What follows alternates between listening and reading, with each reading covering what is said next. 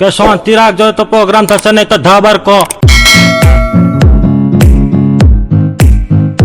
જય શ્રી કૃષ્ણ, જય જલારામ. કેમ છો બધા? બધા મજામાં છો? મારા બ્લોગ જોતા બધા મજામાં જો છે. આજના નવા બ્લોગમાં આપ સૌનું સ્વાગત છે. અત્યારે અમે આવી ગયા છે ગુપ્ત પ્રયાગ ખાતે.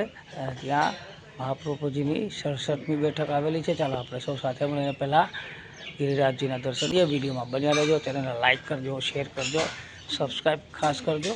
જય શ્રી કૃષ્ણ.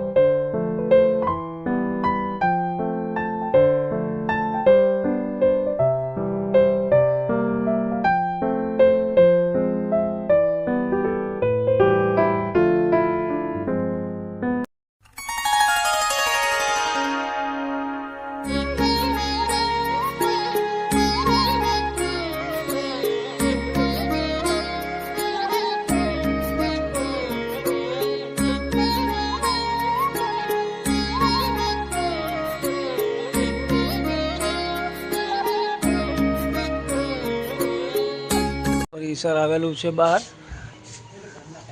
ખૂબ સરસ સુંદર જગ્યા છે. એકદમ શાંતિ હોય છે અહીંયા.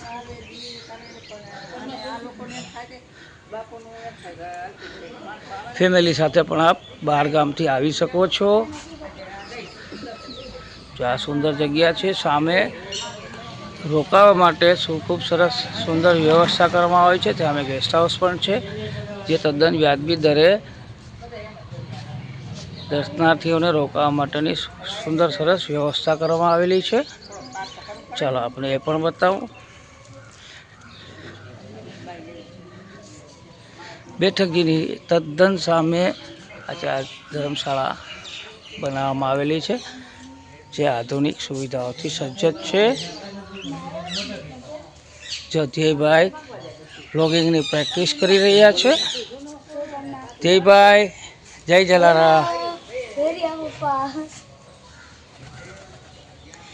ચાલો ફરી મળીશું નવા બ્લોગ સાથે. જય શ્રી કૃષ્ણ, જય જલારામ. આવી ખૂબ સુંદર સરસ વ્યવસ્થા અહીં આવેલી છે. ચલો, મહાપ્રભુજીના દર્શનનો લાભ લીધો આપણે સૌએ, અને આ જ લાભ આપ સૌએ બધાને વિડીયો શેર કરીને દેવડાવવાનો છે. એ ખાસ ધ્યાન રાખજો. મારી ચેનલમાં ન હોય તો લાઈક કરજો, શેર કરજો, સબસ્ક્રાઈબ ખાસ કરજો. વિડીયો બને એટલો શેર કરજો. બધા વૈષ્ણવોને દર્શનનો લાભ આવજો. આ ટાઈપના વ્લોગ મારી ચેનલમાં ઉપલબ્ધ હોય છે. ફરી મળીશું નવા વ્લોગ સાથે. જય શ્રી કૃષ્ણ, જય જલારામ.